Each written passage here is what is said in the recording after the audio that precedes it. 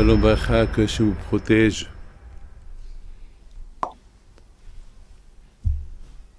Hachem vous donne la santé, la joie, la prospérité, Keneratson. Cette semaine, nous allons parler un peu sur l'une des mitzvot que Hachem nous a données qu'on ne comprend pas la raison. Il y a beaucoup de mitzvot qu'on connaît les raisons. Il y a des mitzvot qu'on ne connaît pas les raisons. Par exemple, manger du tarif, manger le cochon. On ne sait pas pourquoi c'est péché. Mais Hachem, il a dit que c'est péché. Vous savez, le Rambam, il dit, on n'a pas le droit de dire, ça c'est pas bon, ça c'est bon, ça c'est pas bon. Pourquoi on n'a pas le droit de manger les crevettes? Parce que ils sont pas bonnes. Non, tout est bon. Mais c'est Hachem qui a donné l'ordre de ne pas les manger. Une femme nida. Pourquoi elle doit aller au mikvé? Pourquoi elle prend pareil qu'une douche? Non. La Torah, elle a dit, il faut qu'elle va au mikvé. Pourquoi? Ça, c'est des lois d'Hachem. Vous savez, lorsqu'un roi est dans le désordre, on l'exécute. On ne se pose pas des questions. Pourquoi? Il y a par exemple une mitzvah très bizarre qui s'appelle les cendres de la vache rousse. À l'époque, lorsqu'on avait le Beth Amikdash, pour purifier les gens qui sont impurs, il fallait jeter sur eux un peu des cendres de la vache rousse. Pourquoi? Il faut que la vache soit rousse, il faut que la vache, vous savez, il faut la brûler tout entière, il faut l'égorger et la brûler tout entière. Pourquoi tout ça? On ne sait pas. Même Shlomo HaMelech. Shlomo HaMelech, il est arrivé à comprendre toutes les mitzvot du monde. Shlomo HaMelech, il est arrivé à comprendre toutes les mitzvot. Toutes les raisons. Pourquoi on fait ça? Pourquoi on fait ça? Pourquoi on fait ça? Pourquoi on fait ça? Lui, il était tellement intelligent que... Mais lorsqu'il a voulu comprendre les raisonnements de la vache rousse, pourquoi elle purifie les impurs, et ceux qui sont impurs, ils deviennent purs, il n'a pas compris. Il a dit c'est le moins de ma pensée. Il n'a pas réussi à comprendre. Mes amis, il faut savoir une chose, que Hachem, c'est le patron. Et puisque Hachem, c'est le patron, c'est Hachem qui décide. Et c'est lui qui décide notre vie. Notre vie, c'est pas nous qu'on la décide. C'est Hachem qui décide notre vie. C'est Hachem qui décide comment nous, on doit vivre. Pas plus. Ne cherchez pas les choses à comprendre. Vous savez, il y a des prophètes qui disent que Hachem, il a dit aux prophètes de nous dire, faites gaffe. Ne croyez pas que vous voulez faire ce que vous voulez. Je suis là pour vous surveiller. Et je suis votre roi. Et je suis votre Dieu. Et si vous ne voulez pas, eh bien, tant pis pour vous. Je vous punirai. Je serai votre roi de force. Il y a beaucoup de gens qui disent, c'est moi qui va décider, c'est moi qui va décider, Dieu, c'est mon Dieu, c'est moi qui va décider, si Dieu, c'est mon roi.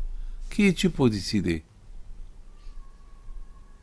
Mais, mes amis, soyons réalistes. On a un papa, on a une maman. On ne peut pas sortir dans leur rue et dire, c'est toi papa. Attends, si c'est pas son père, c'est pas ton père. On peut pas. Un garçon, un étranger, il peut pas venir chez moi et me dire, tu es mon papa. De force, tu es mon papa. Non, je suis pas ton père. Il peut pas me dire de force, tu es mon papa. Mais par contre, mon fils, il peut me dire, si jamais je le rejette, il peut me dire, papa, mais tu es mon père. Non, papa, c'est pas possible, tu es mon père. Lui peut me forcer. Donc Hachem qui nous a mis au monde, lui, si nous on veut le dénigrer, lui il peut nous dire non. Vous pouvez me dénigrer, mais c'est l'effet, il est que je suis votre papa. je suis votre Dieu, ou je suis votre roi. Donc Hachem, il nous a donné des mitzvot qu'on comprend, il y a des mitzvot qu'on ne comprend pas. Et je voudrais vous raconter une belle histoire, quelque chose qu'on ne comprend pas. Hier, c'était le mariage de la fille de mon frère. Alors l'année dernière, mon frère, Biliao, il m'a demandé une bracha pour sa fille pour qu'elle se marie. C'est la dernière fille. Alors, je lui dis achète un talit. Un talit, c'est une ségoula qu'elle portera pour son mariage. Alors, il a acheté un talit l'année dernière. Il n'a pas posé de questions, il a acheté un talit. Alors, hier soir, c'était le mariage. On était sur la choupa. Il y avait mon frère Rabbi Haïm, mon grand frère, présent. Donc, il a demandé où est le talit. Voilà, le talit, il est là. On ouvre le talit, mais dans le talit, il manque les petits limes. Il manque les petits limes. Il n'y a que le vêtement, mais il n'y a pas là-bas les petits limes. Vous savez que les petits limes, c'est les fils. Il y a 8 fils dans chaque côté. Il y a 4 côtés, il y a 8 fils dans chaque côté. Il n'y avait pas. Oh là là, comment il va se marier le pauvre, le hatan? Et le hatan, il est là, la kala, elle est là, et hop, qu'est-ce qu'on va faire? Soudainement, celui qui accompagne mon frère Rabbi Haïm, celui qui l'accompagne partout, il lui a dit, alors mon frère a dit, qu'est-ce qu'il y a? Il a dit, non, je vais les voir. Il sort, 5 minutes plus tard, il retourne avec un talit neuf. Mon frère lui dit, c'est quoi ce talit-là? Il dit, ce talit-là, ça fait 1 an que quelqu'un vous l'a offert. Il est resté dans la voiture, voilà, 1 an. Il est encore emballé, cadeau. 1 an. 1 an dans la voiture. Comment vous allez comprendre ça? C'est ça. Akadosh Baruch Hu, il savait que mon frère, la fille de mon frère, elle va être seule à Choupa et il va avoir besoin d'un talit parce que le talit qu'eux ils ont acheté, il manque les fils et voilà, bon Hachem, il y a un talit qui est là 1 an. 1 an, bon Shalom, c'est pas possible. C'est pas possible. Mes amis, c'est Hachem qui nous a créés. Hachem connaît nos besoins. Alors si Hachem nous donne des mitzvot, il sait ce qu'il nous donne. Parce que tous les mitzvot qu'il nous donne, les mitzvot qu'on comprend ou les mitzvot qu'on ne comprend pas, Hachem il sait qu'ils sont que pour notre bien. On ne peut pas dire « Ah, ça c'est rien, ça c'est rien, ça c'est rien ». C'est pas vrai. Vous savez que le Gaon de Vilna alav Shalom, avant de mourir, il a commencé à pleurer. Lorsqu'ils ont posé la question « Pourquoi tu pleures ?» Il a dit « Je pleure parce que j'ai de la peine. Regarde, ce talit-là que je porte, chaque seconde qu'il est sur mon corps, je fais une mitzvah. Mais entre vous et moi, c'est quoi ce talit-là qu'on porte? Quelle est la raison pour qu'on le porte? La Torah dit que lorsqu'on voit les fils, on se rappelle, il nous rappelle Dieu. Parce qu'à l'époque, ils mettaient le bleu. Il y avait une couleur bleue qu'on mettait dans le fil. Et lorsqu'on voit la couleur bleue dans le fil, on se rappelle qu'il y a le ciel bleu. Et lorsqu'on se rappelle qu'il y a le ciel bleu, on pense à Dieu. Et lorsqu'on pense à Dieu, on pense à la Torah qu'il nous a donnée. Mes amis, je vous pose une question. Ici, j'ai un vêtement bleu. J'ai pas de talit. J'ai pas le tzitzit. J'ai par exemple une veste de couleur bleue. Est-ce qu'elle va me rappeler Dieu? Non. Mais le talit, oui. Pourquoi? Parce que Hachem qui a voulu. Hachem, il a voulu que le talit te rappelle Dieu. Et pourquoi le talit me rappelle Dieu? Mes amis, Hachem, il sait ce qu'il fait. Hachem, il sait ce qu'il fait. Nous, on ne sait pas peut-être.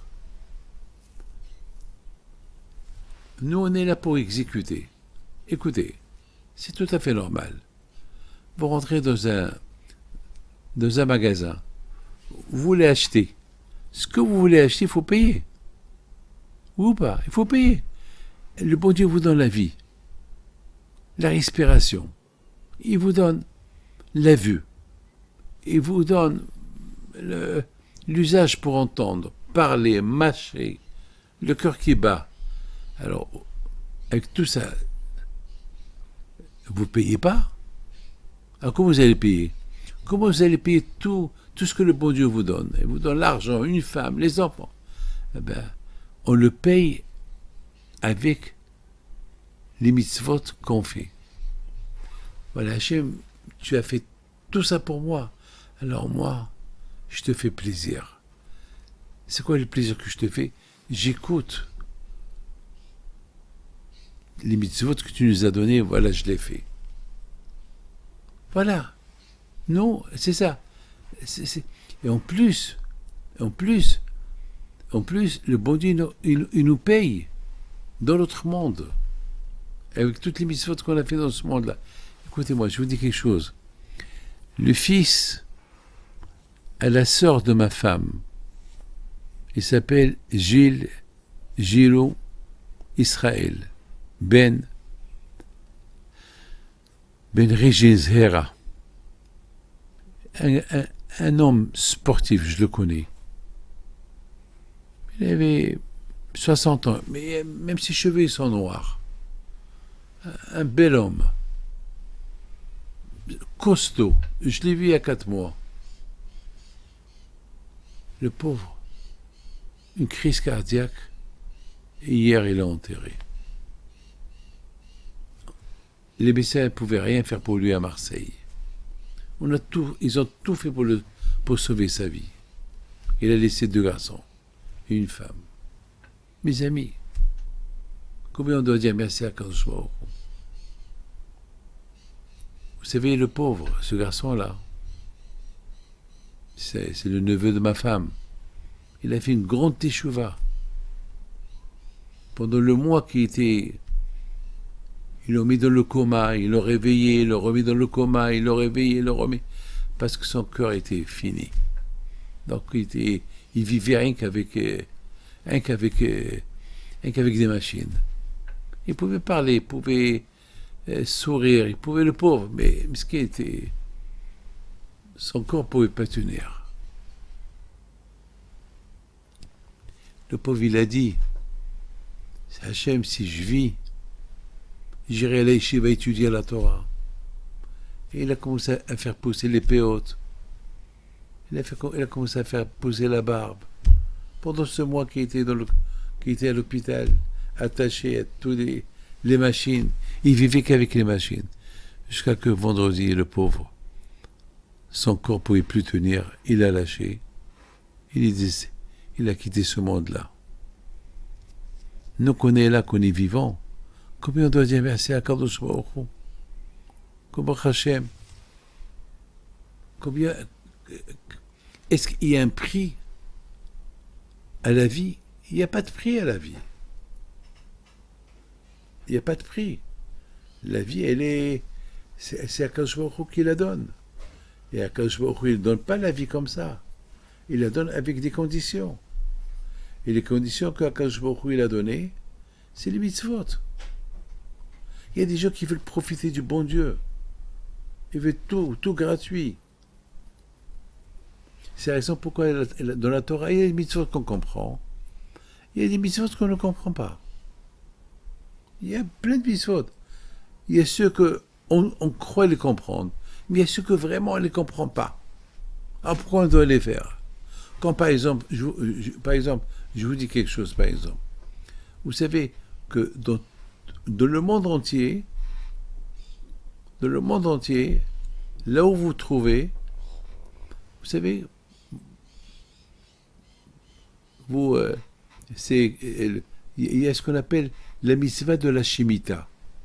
La mitzvah de la Shemitah, c'est si tu as des terrains dans le monde entier, Ben, c'est tes terrains. Tu manges les fruits que tes terrains te donnent toute ta vie.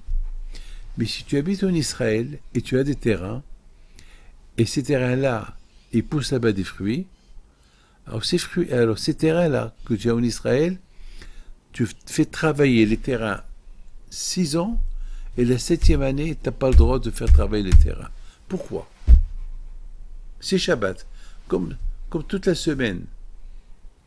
Comme toute la semaine tu travailles, Shabbat tu ne travailles pas. Là aussi, si tu habites en Israël et tu as des terrains, 6 ans tu travailles tes terrains, la 7e année, tu ne la travailles pas. Mais pourquoi? Ben, pourquoi? Parce qu'Hachem veut que tu saches que c'est lui le patron. C'est lui qui t'a donné les terres, et c'est lui qui veut que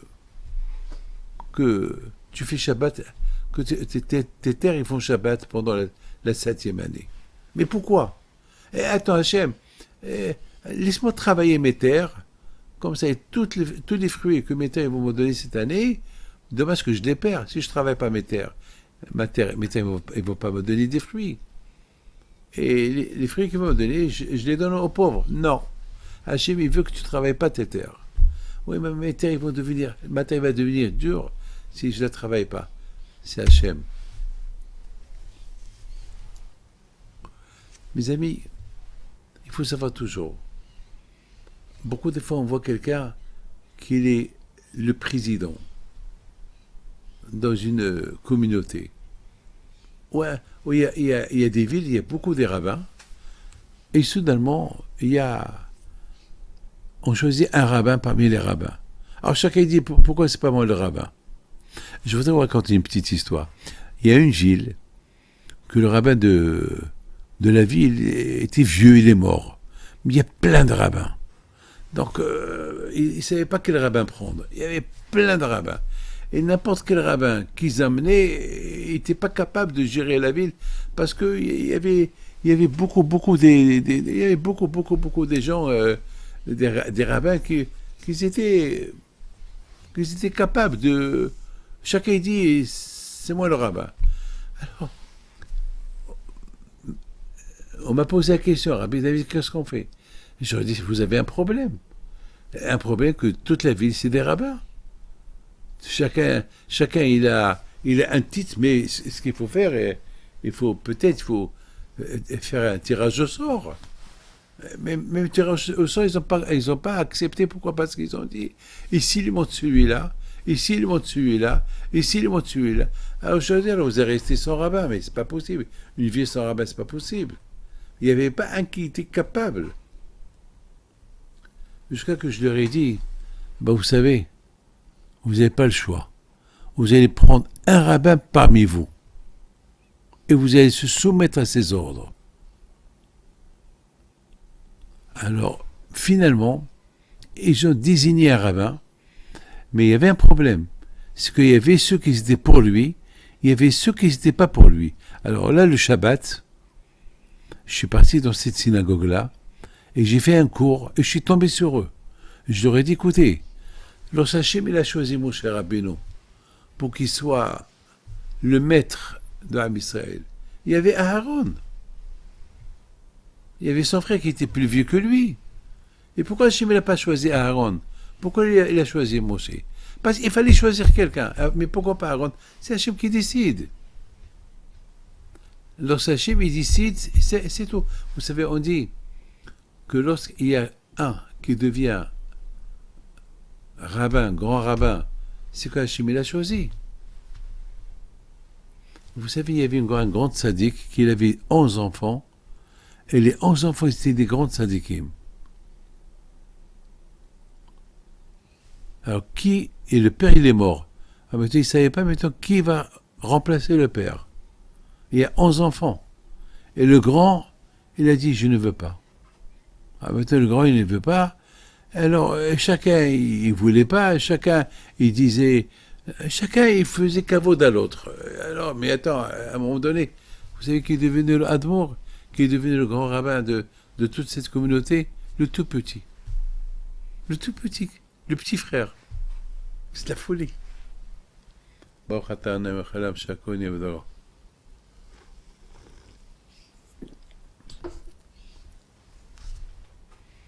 le petit frère. C'est lui qui a pris la... Et finalement, il est devenu tellement important que Blénara, il a grandi. Même les grands frères, ils ont commencé à lui dire, mais on ne savait pas que tu étais aussi grand que ça. Nous, pour nous, tu es le petit frère. On voit que le bon Dieu t'a donné une sagesse, une horma. Tu nous as dépassés. Mes amis, lorsque le bon Dieu choisit quelqu'un, même que nous, on le voit petit, Hachem, il le rend grand. Hachem, il le rend grand. C'est extraordinaire. On ne se pose pas des questions.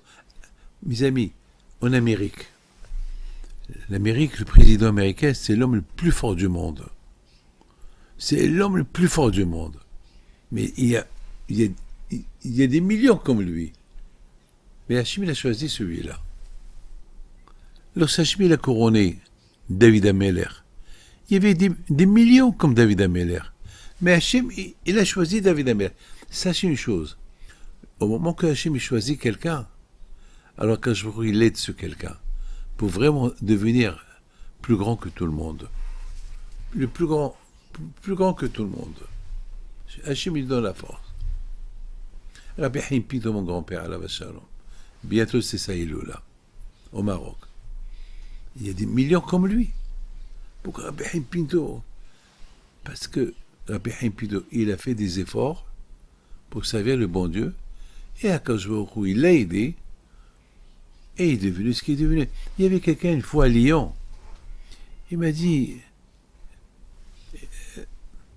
il voulait m'anarguer, il voulait m'énerver, il voulait un peu me piquer. Il me dit, Rabbi David, j'ai connu des copains à toi, comme ça il me parlait, j'ai connu des copains à toi à la yeshiva, que tu faisais les bêtises à la yeshiva, et tu n'étais pas quelqu'un de sérieux. Il a commencé à me taquiner comme ça. Et à Essaouira, tu étais un petit voyou. Tu courais, tu sautais les terrasses. Je le regarde. Devant tout le monde, hein. Alors, il y avait des gens qui ont voulu le faire taire. Je leur ai dit, laissez-le parler. Laissez-le faire sortir de son cœur le venin qu'il a. Qu'il parle.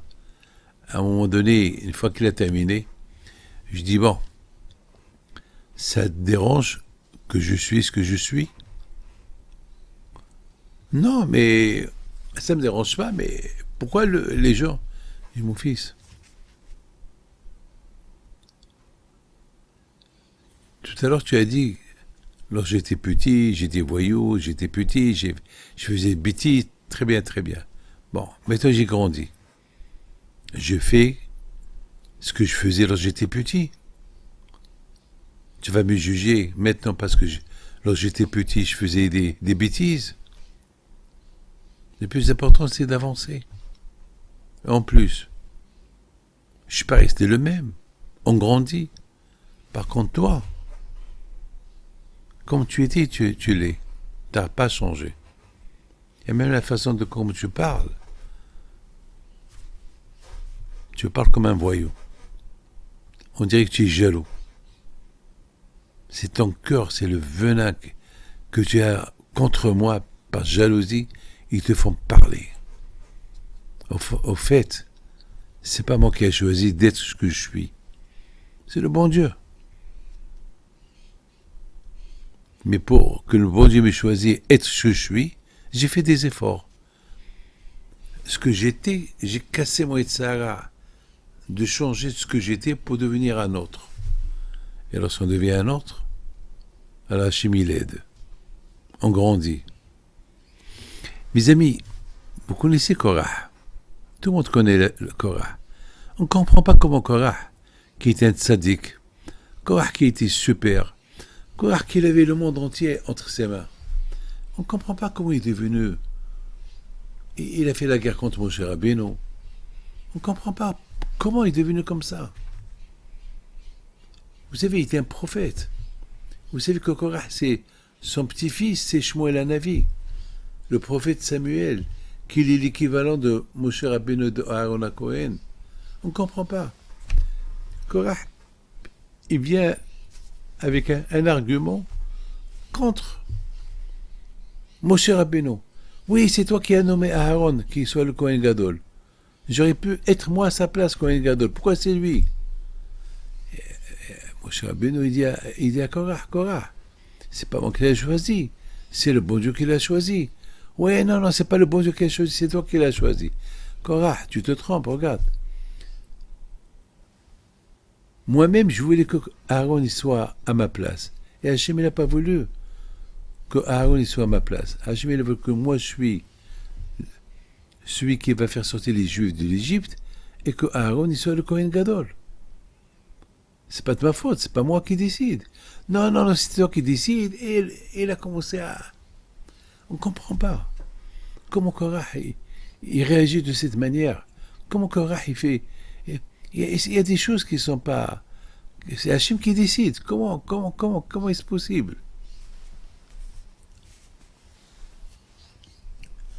C'est Akadosh Baruch Hu qui décide qui va être le Kohen Gadol.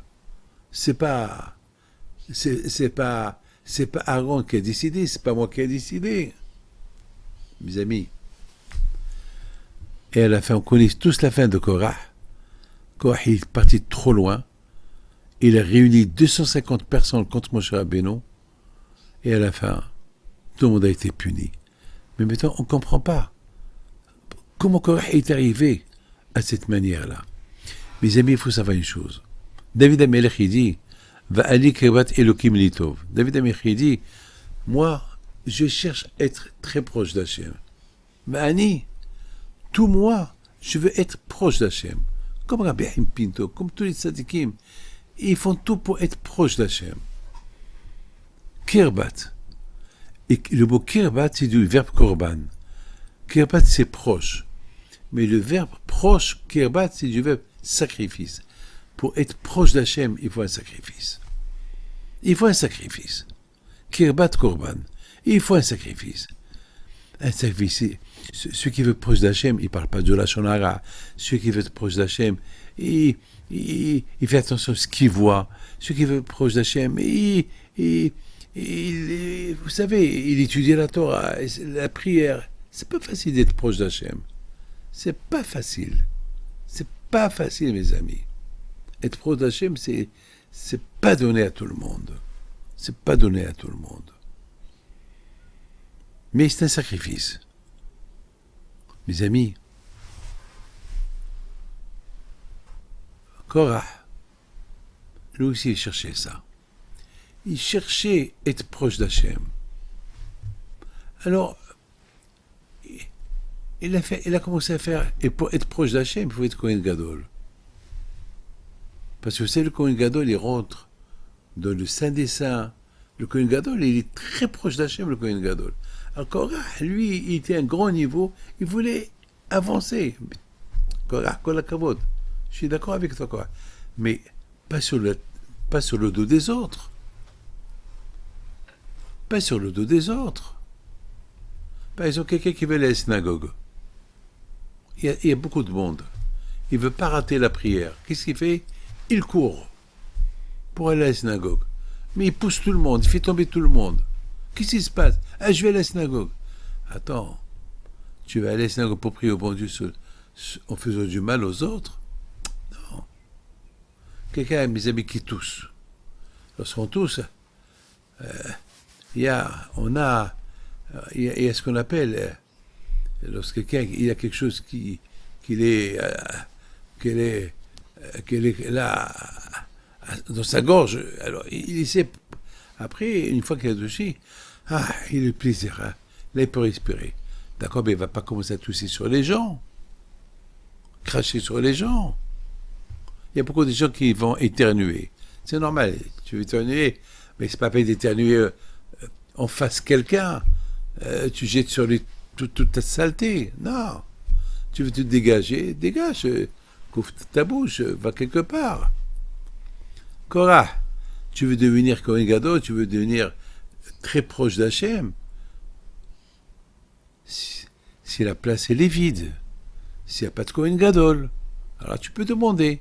Mais c'est pas en déplaçant quelqu'un, c'est comme détrôner un roi pour prendre sa place. Non, si le roi il est là, tout le monde l'aime, tout le monde l'adore, et toi tu es un voyou, un fou, t'as envie d'être le roi, qu'est-ce que tu fais? Tu, tu, tu, tu loues des voyous pour détrôner le roi, pour détruire un pays? Non. Hachem, c'est ce qu'il fait. On ne peut pas demander à Hachem pourquoi tu as choisi tel et tel qui soit le rabbin. Moi, j'ai pas demandé au bon Dieu que je suis ce que je suis. Et qu'est-ce que je suis? Je suis rien du tout. Un jour, je suis là. Combien on va durer? Combien? C'est Hachem qui décide. Et j'ai fait des efforts pour devenir ce que je suis devenu. Ça demande des sacrifices. Je dors pas. Croyez que j'ai une vie facile. J'ai une vie très difficile. Très difficile. J'ai pas d'heure ni pour manger, pas d'heure pour la famille, j'ai pas d'heure pour dormir. Je suis... Toute ma vie, c'est pour les autres, les autres, les autres, les autres, les autres. Pourquoi? Parce que c'est ce qu'Hachem il a choisi pour moi. Je peux pas... J'ai pas choisi d'être là, j'aurais préféré avoir une vie facile. Mais je voudrais un parole d'honneur. Parfois, je suis jaloux un peu. Pas une jalousie, jaloux, mais parfois, je me dis, regarde celui-là, bon Hachem, il vit bien, il a son congé, il a ses vacances. Moi, quel vacances j'ai? Les gens, ils entendent que je voyage, je prends les avions. Mais vous savez combien c'est les peurs des avions et ce qu'on souffre dans les aéroports. Ne croyez pas que c'est facile. Et puis, il te dit que c'est Hachem qui a voulu que je suis ce que je suis. Alors, j'assume. Imaginez que quelqu'un, il veut venir, il va me détrôner, me prendre de ma place et prendre ma place. S'il peut, bonne chance pour lui. Mais il faut réfléchir. Mais qui te connaît? D'accord, tu me détrônes, tu prends ma place, tu me jettes, tu prends ma place. Mais qui te connaît? Korah, il veut prendre la place d'Aaron, mais qui le connaît? Ça, c'est Hachem qui choisit. Vous savez, ça s'appelle surclassé. Vous savez, pour ceux qui voyagent avec Air France ou El Al ou Larwa Air Maroc, ou je sais, il y a beaucoup de compagnies. Aujourd'hui, il y a ce qu'on appelle des cartes. Des cartes de fidélité. Alors, lorsqu'il y a une carte de fidélité, alors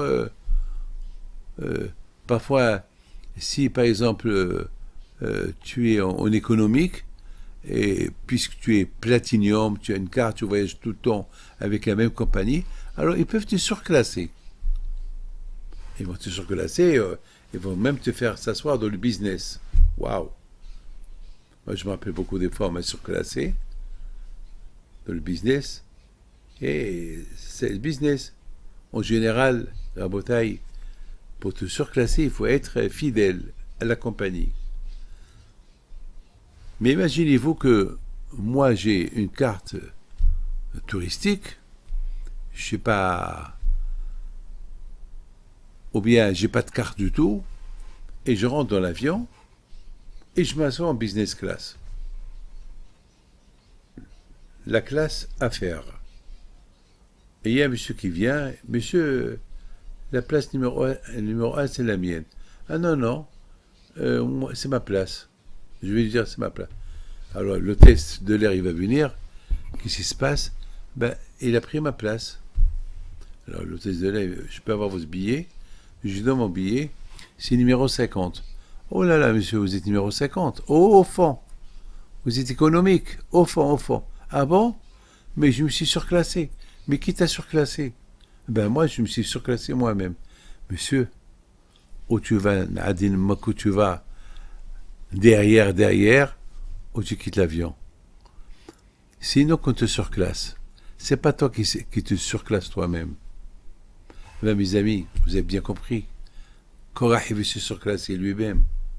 Il veut devenir ce que le bon Dieu ne lui a pas donné d'être. Il veut se surclasser lui-même. C'est Hachem qui surclasse la personne. C'est Hachem qui donne les titres. C'est Hachem qui donne le zivoug. C'est Hachem qui donne l'argent, la richesse, la santé. C'est Hachem. C'est le bon Dieu.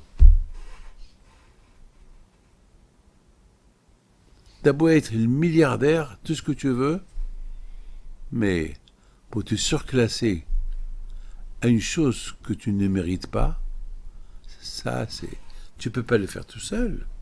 C'est comme mes amis, moi, je peux être l'homme le plus riche du monde, mais j'ai pas le titre de Dayan, être un juge, ou être comment ça s'appelle, un docteur ou un avocat. C'est vrai, je suis l'homme le plus riche, avec mon argent je peux tout acheter. Mais au niveau d'être juge, ton argent ne sert à rien. Au niveau d'être un docteur, ton argent ne sert à rien. Il faut... Ça, c'est des études. Mes amis, je connais beaucoup des médecins qui n'ont pas de travail. Je connais beaucoup des avocats qui n'ont pas de travail. Avec toutes les études qu'ils ont, ils n'ont rien. C'est Hachem qui donne. C'est Akadosh Baruch Hu. Donc, Korah, ferme-la. Mes amis, dans le Shlom Bayit, c'est pareil. Dans le Shlom Bayit, l'homme ne peut pas prendre la place de la femme, et la femme ne peut pas prendre la place de l'homme. Chacun, le bon Dieu lui a donné des rôles. La femme ne peut pas se surclasser et de devenir l'homme en pantalon aussi. Attends, garde ce que le bon Dieu t'a donné. L'homme aussi. L'homme, il ne peut pas se mêler des choses que la femme, elle est chef à la maison. Il y a des rôles. Alors, beaucoup de fois, la femme, elle veut dire, oui, on est humilié, c'est l'homme, c'est l'homme, c'est l'homme, c'est lui, c'est l'homme avec le pantalon, oui, c'est l'homme, c'est l'homme. Écoute, madame, si tu te comportes bien, tout est à toi. L'homme, Akadosh Baruch Hu, il a donné un titre. Parce qu'il faut, dans un couple, il faut un patron. Il ne peut pas avoir deux patrons. On ne peut pas avoir deux rois. On ne peut pas avoir, vous savez, deux présidents. C'est impossible. C'est impossible.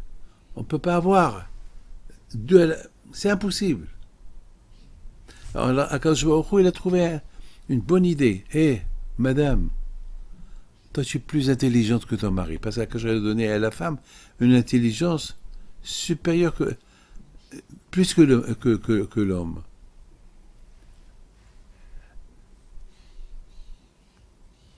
Et Akadosh Baruch Hu a mis l'homme qui soit le Baal Habayit, le patron à la maison.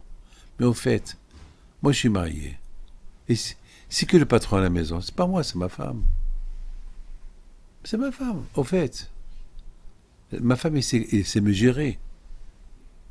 Elle est gentille avec moi, alors je lui donne le pouvoir. Mon père, Alav Shalom, c'était l'homme de la maison, mais c'était ma mère qui gérait tout. Tout l'argent, tout. Donc c'était qui vraiment le patron? C'était ma mère.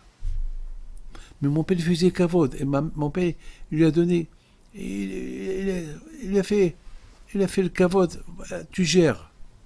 Mais ma mère, elle savait que papa, c'était le patron. Et le consulter, tu consultes ton mari, il est satisfait.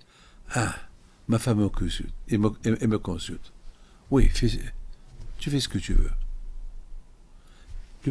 Le plaisir de l'homme, c'est que sa femme le consulte. C'est tout. C'est pas que sa femme ait fait des choses que lui devait faire derrière lui. Et ça cause des ennuis. Ça cause des ennuis. Mes amis, Akadosh Baruch Hu, il sait ce qu'il fait. Tu ne peux pas prendre le rôle de l'autre. Hachem, il a créé des ordres. Vous savez, le bon Dieu, il a fait il a créé le monde en 6 jours. Il a mis un jour comme patron, c'est le Shabbat. Chaque jour, est ce que le bon Dieu a créé. Mais il y a un patron pour toute la semaine, c'est le Shabbat. C'est le Shabbat. On ne peut pas faire Shabbat dimanche. On ne peut pas faire Shabbat lundi. Le Shabbat, c'est le Shabbat, c'est le samedi. Mes amis, il faut savoir une chose, que tout ce que Hachem, il a créé que pour le bien du monde. Donc on ne peut pas prendre des choses qui ne nous appartiennent pas. Mes amis, beaucoup de fois, il y a la jalousie.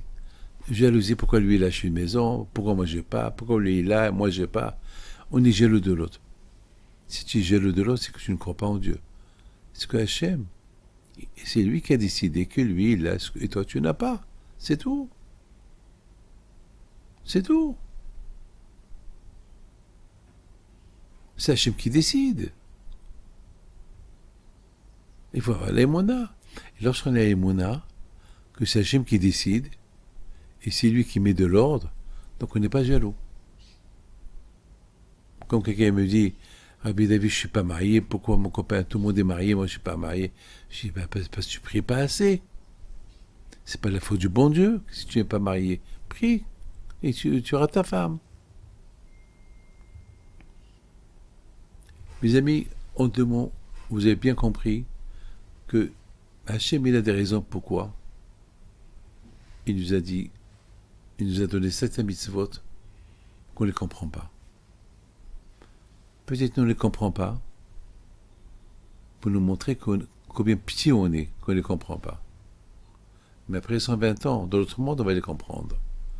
Mais tant que tu ne les as pas compris, donc tu es encore petit. Rappelle-toi, tu es toujours petit.